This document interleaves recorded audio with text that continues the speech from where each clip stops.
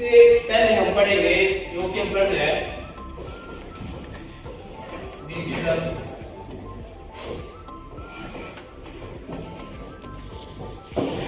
Modulation technique.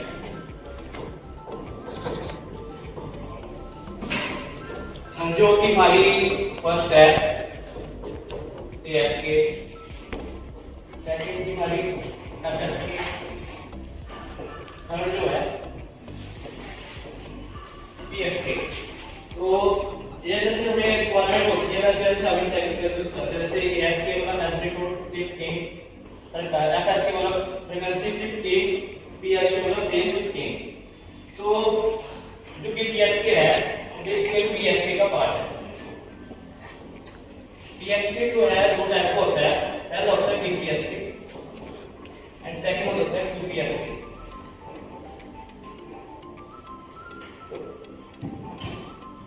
तो BPSK basically पता लग रहा है कि B से हम बोलते हैं बाइनरी, B से हो गया फेज शिफ्ट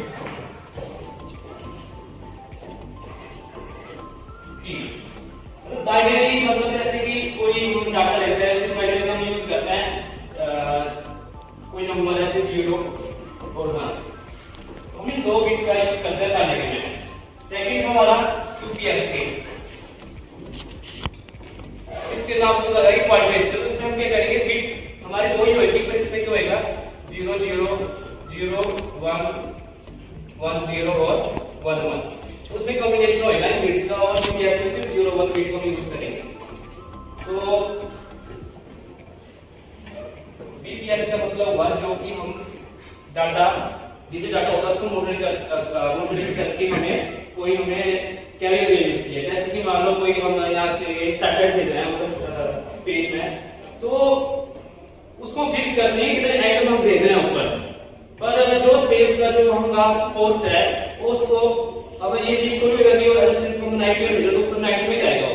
तो वहां पे जैसे मतलब हम यहाँ से 90 से भेज रहे हैं तो वहां पे उसका एंगल जो होगा वो चेंज हो जाएगा, तो उसको बोलेगा फेज शिफ्ट। तो जो डाटा हमने नीचे से भेजा ऊपर सैटेलाइट के थ्रू, तो वहां पे क्या चेंज हो रहा है, वो क्या वेव फॉर्म में। तो इसको हम सुनेंगे रेफरेंस सिग्नल के टाइप से, जैसे कि ये होती है हमारी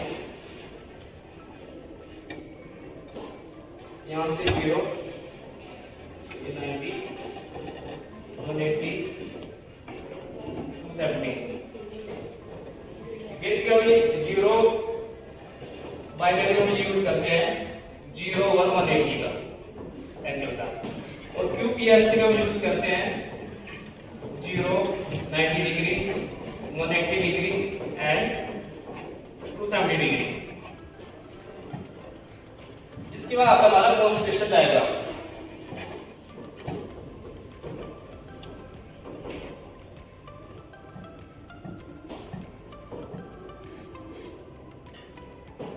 यहाँ पे 0 180, तो बाइनरी का BPSK बढ़ जाए तो यहाँ पे हम 0 लेंगे एंड और यहाँ पे 1 बिट लेंगे।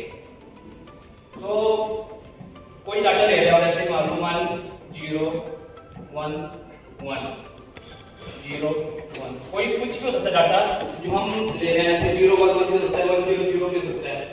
तो हम उसको हम अगर जैसे हमने ये किया था कि 0 90 180 270, तो यहाँ पे हम डाटा डिजिटल डाटा बनाएंगे।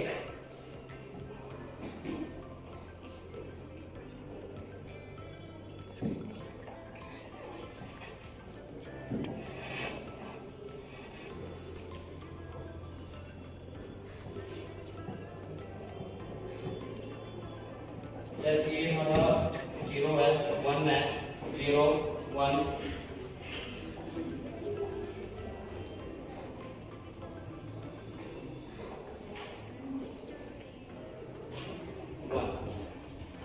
तो जब हमने इसको कैरियर सिग्नल के इसमें हम करेंगे, तो जैसे यहाँ पे 0 है तो हमारा यहाँ पे जो 0 है यहाँ से स्टार्ट हो रहा है, पूरी वेव हमारे यहाँ से स्टार्ट हो रही है। तो हम इसको यहाँ से पूरा करेंगे। अब 1 बिट है, 1 बिट के लिए था कि वो था जैसे हमने बोला था कि 1 के लिए हमने क्या लिया 1 बिट लिया हुआ है और 0 बिट हमारा 0 था।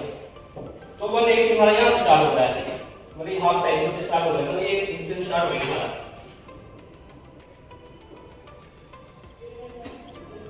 फिर से 0 है, फिर 1 है, फिर से 1 आ रहा है,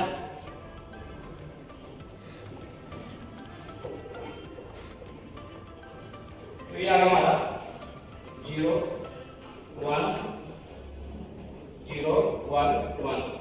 तो इस टाइप से हमारा जो डाटा है बिट की फॉर्म में इस तरह से हमारा मतलब सिग्नल हमारा पहुंचता है। अगला हमारा क्लोज आएगा, और मॉड्यूलेटेड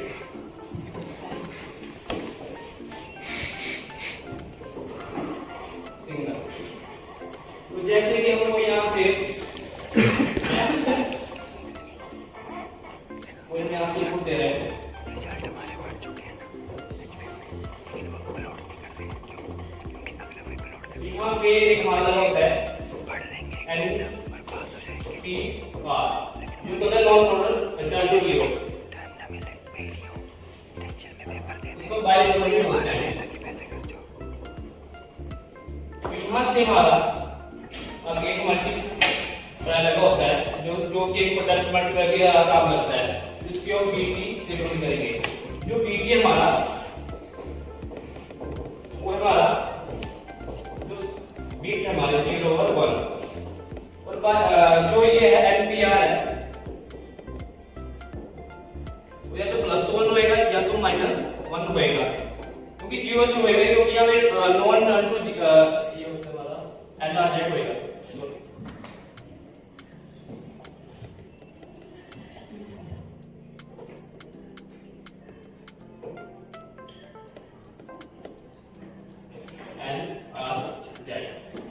तो यहां से हमें एक कैरियर वाली वेव होगी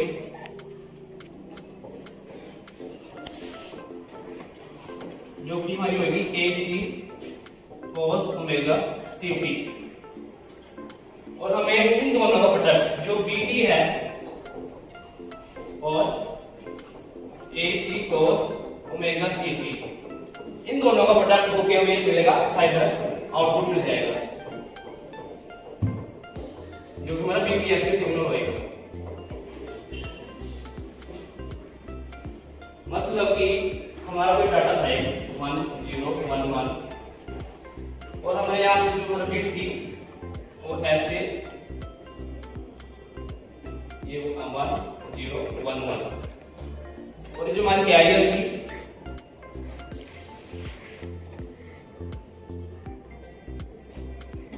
जब इन दोनों का प्रोडक्ट होएगा तो हमें फाइनल आउटपुट मिलेगी, वो मिलेगी इस फॉर्म में।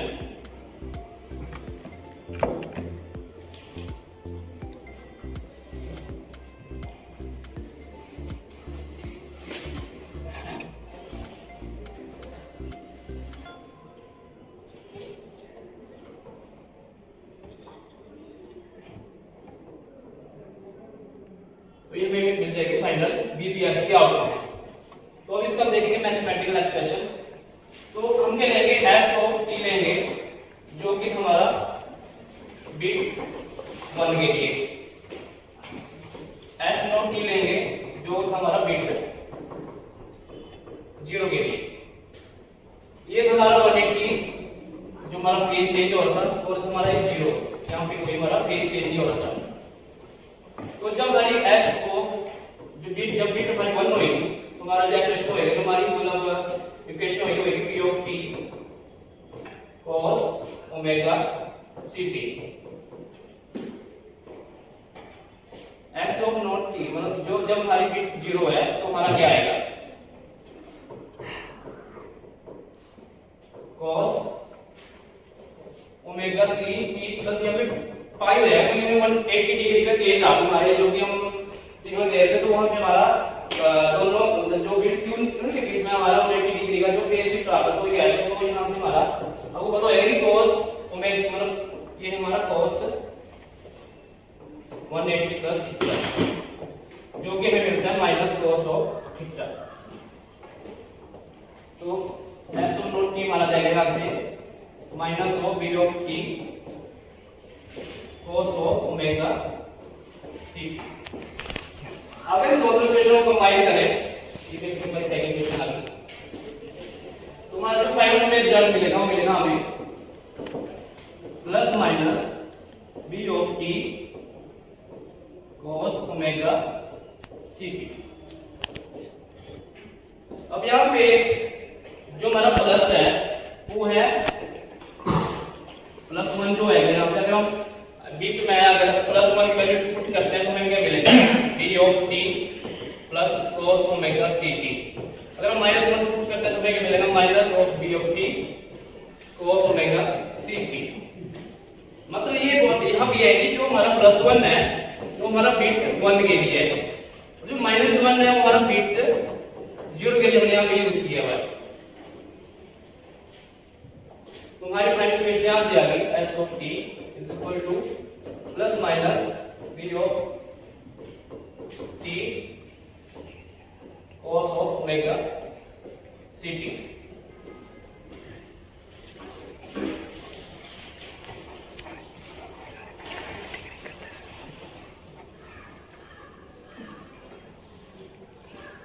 अब यहाँ हम करेंगे पावर सिग्नल की बात, पावर ऑफ सिग्नल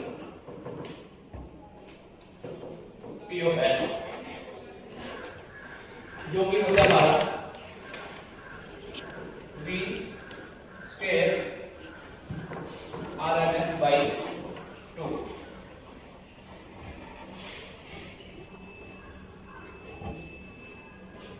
तो AS में हमने पढ़ा होगा रिलेशन, ये वहां से आता है रिलेशन, जो हमारा V स्क्वायर RMS होता है और बेसिकली हमारा होता है V max अपॉन रूट 2। मतलब जितनी हमारी मैक्सिमम जो मिलीग्राम में वोल्टेज की जगह हम एम्पलीट्यूड यूज करते हैं, तो जब हम इसको पुट करेंगे तो हमारे यहां से PS स्क्वायर हो जाएगी A square by root 2 upon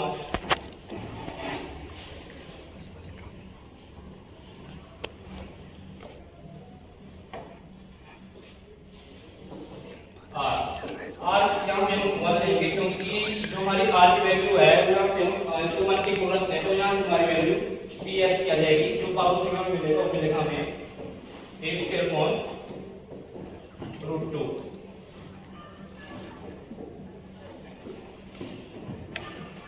इसके बाद हमारा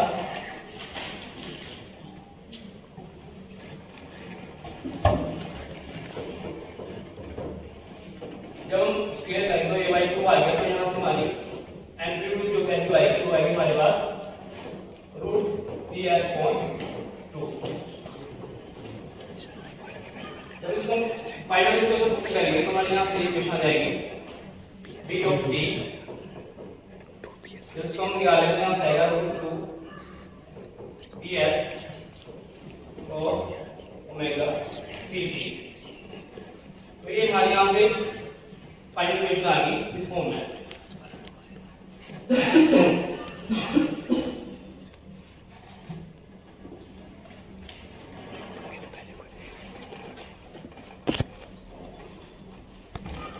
इसके बाद हमारा BPS के डीमोडुलेशन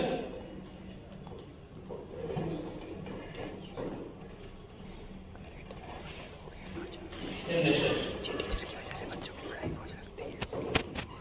अब यहाँ पे डीमोडुलेशन की बात हो रही है, जो हमारा BPS के था उसमें तो हमारा मॉड्यूलेशन, अब यहाँ पे बात हुई डीमोडुलेशन की, तो पहले से मैं ब्लॉक डायग्राम बना देता हूँ। यहाँ पे लगेगा square log divide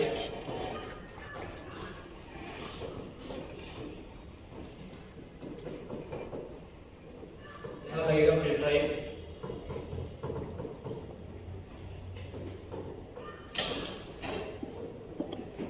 frequency divide by 2। ये यहाँ से हमारा सिग्नल मॉड्यूलेशन, अगर यहाँ पे डिमॉड्यूलेशन बात करें तो मतलब जो सिग्नल हमारा वो पहले से मॉड्यूलेट होएगा।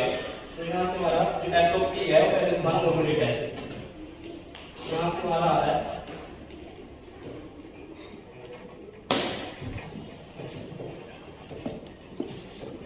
सिंक्रोनस डिमॉड्यूलेट।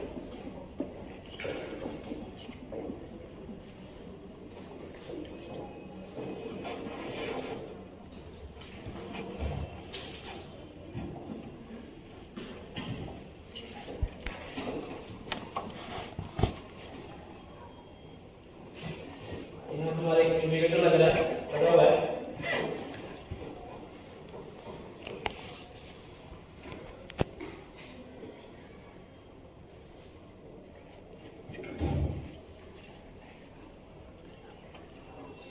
ये हमारा एक स्विच है इधर जो कि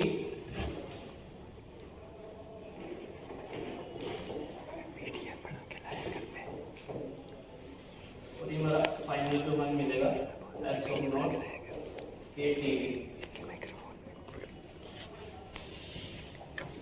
बना के लाया कर भाई।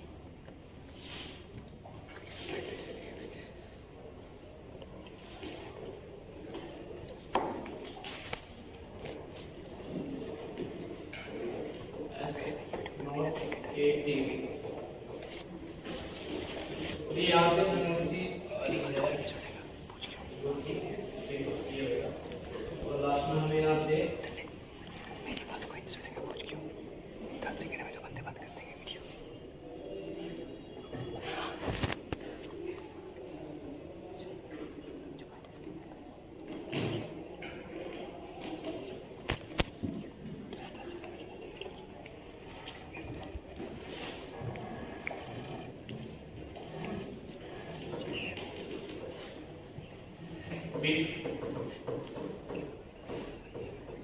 सिंक्रोनाइजर लगा होगा जो कि इससे अटैच होएगा यहाँ पे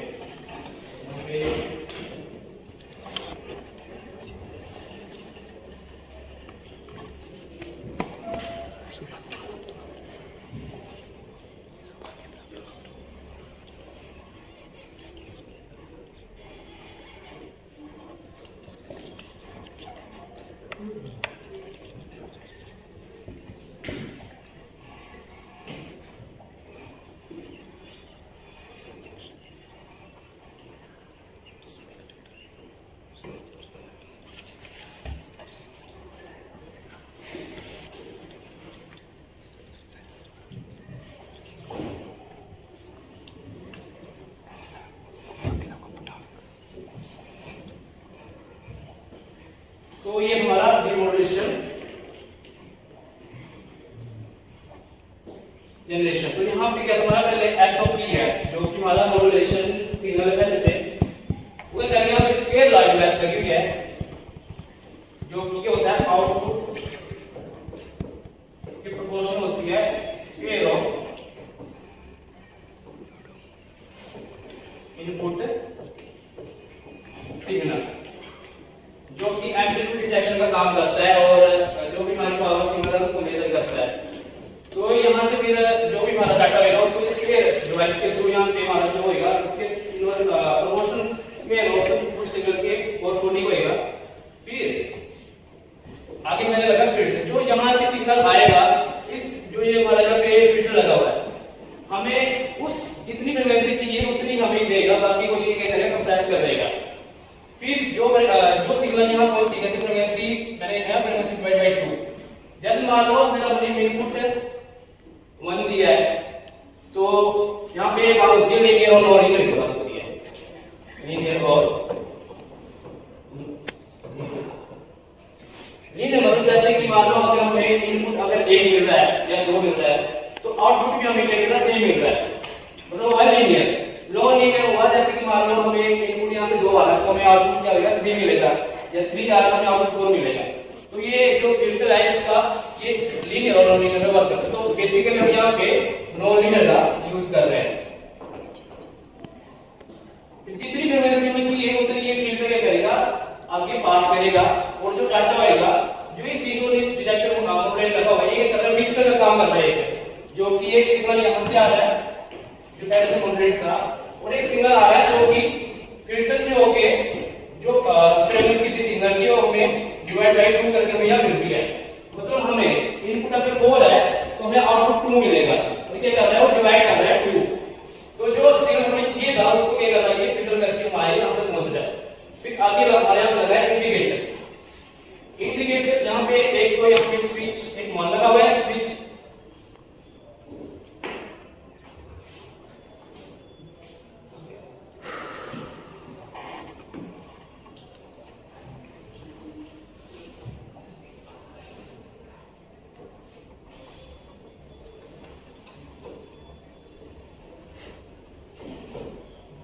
मिलेगा हमें SO 8 स्विच 1 लगा है, यहाँ पे स्विच 2 लगा हुआ है। अगर ये जैसे मान लिया इंडिकेटर लगा है तो क्या काम करना है, यहाँ हमारा कैपेसिटर लग रहा है। अगर हम स्विच को ऑन करते हैं तो क्या करेगा ये इन दोनों के पैरेलल हो जाएगा। जो ये जो कैपेसिटर लगा है उसके और ये जो इसके यहाँ पे जो ये लगा इंडिकेटर लगा तो वो आपस में क्या करेगा वो पैरेलल हो जाएंगे। तो ये काम कर रहा है चार्ज और डिस्चार्ज। इसको हम ओपन रखेंगे तो स्विच को हम ओपन रखते हैं तो क्या जो कैपेसिटर है हमारा वो डिस्चार्ज हो पाएगा। तो ये दोनों जब S1 को हम ओपन रखेंगे तो ये दोनों क्या करेंगे आपस में जो कैपेसिटर है वो आपस में क्या करेंगे चार्ज डिस्चार्ज का काम करेंगे। जो ये बिट सिंक्रोनाइजर लगा हुआ है वो क्या करेगा वन टाइम में या तो ऑफ होएगा, मानो स्विच S1 को एक बार ऑन रखेगा तो S2 को एक बार ऑफ होएगा। अगर S2 ऑन है तो S1 हमारा ऑफ रहेगा। तो ये जो बिट सिंक्रोनाइजर है वो एक टाइम में एक ही काम करेगा, या तो S1 ऑन रहेगा तो S2 ऑन रहेगा। इसके बाद जैसे कि अब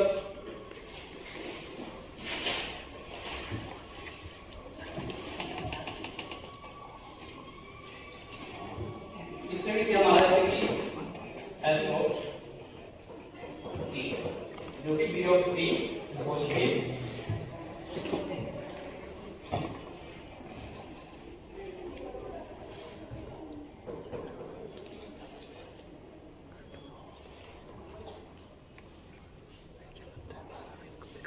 S of T positive B of T cos of omega CT। Second क्या है हमारा S of T minus B of T cos of omega CT। ये पॉजिटिव इसलिए है क्योंकि हमारा जो एंगल था, और नेगेटिव इसलिए क्योंकि हमारा यहाँ पे था जो हमारा थीटा था वो हमारा फाई, मतलब cos omega CT plus फाई। तो ये हमारे यहाँ से आएगा minus cos of omega CT। और ये हमारा बिट 0 के लिए, और ये हमारा जो पॉजिटिव है वो हमारा बिट 1 के लिए।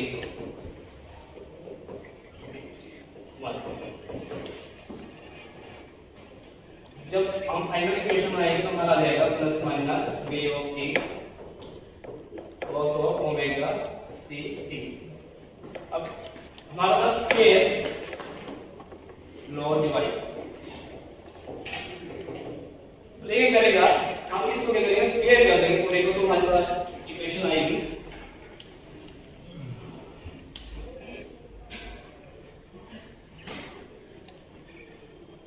जो फाइनल इक्वेशन हमारी मॉड्यूलेशन में आई थी वो थी हमारे पास b of t तो 2bs cos omega ct। इसको जब हम स्क्वायर करेंगे तो b of t का स्क्वायर हो जाएगा, √2 का हो जाएगा 2t s cos of omega ct का स्क्वायर। ये हमारा यहाँ से आएगा s1 डैश।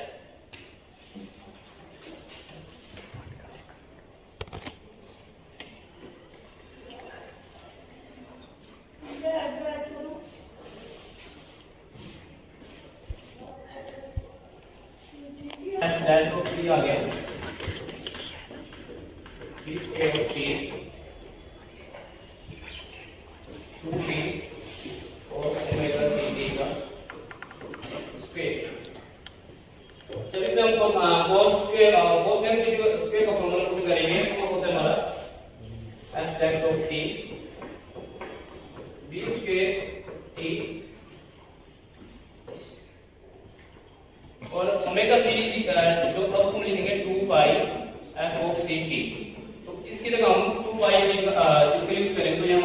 2p cos 2 पाई f dt का होल स्क्वायर।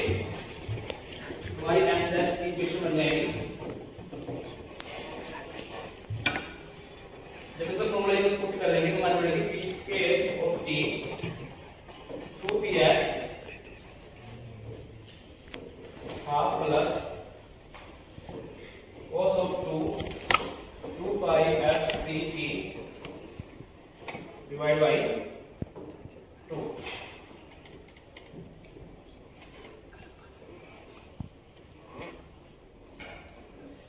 जब हम फिल्टर से इसको पास करेंगे तो हमारा क्या होगा, जो डीसी होएगा ये हमारा कंप्रेस हो जाएगा, क्योंकि वहां पे हमारा फिल्टर लगा होता है।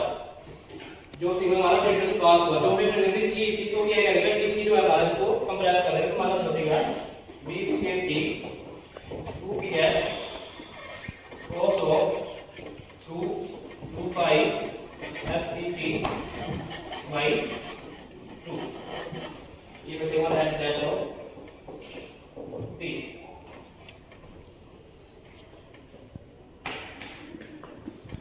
फिर हमें मैंने लिखा था कि वहां पे क्या लगेगा, सिंक्रोनस डिमोडुलेटर। ओके कर रहा है, एक तरफ से मिक्सर का यूज कर रहा है। एक साइड से हमारा एसपी आ रहा था, मतलब जो पहले से मॉड्यूलेटेड सिग्नल था, और नीचे मैंने लगा था कि यहाँ पे ऐसे करके लगा था कि यहाँ पे ऐसे था, और यहाँ से एक हमारी ज्वाइन करके आ रही है। तो जब इसको हम करेंगे मिक्स करेंगे दोनों इक्वेशनों को, हमारे पास आएगी इक्वेशन जैसे s नॉट हो डैश t है, मतलब s ऑफ t जो तुम्हारा मॉड्यूलेटेड सिग्नल था, और जो हमें फिल्टर होगी जो फ्रीक्वेंसी आ रही है हमें वो तुम्हारी s ऑफ, जब इन दोनों के हम एक्सप्रेशन को मल्टीप्लाई करेंगे तो हमारे पास आएगा s of naught dash t is equal to plus minus b cube of t root 2 p cube cos k 2 pi f c t। क्योंकि जो हमारा st था वो था हमारा root of ps cos omega ct, और जो s डैश करके हमारी वैल्यू आई थी वो थी हमारी b of t square cos of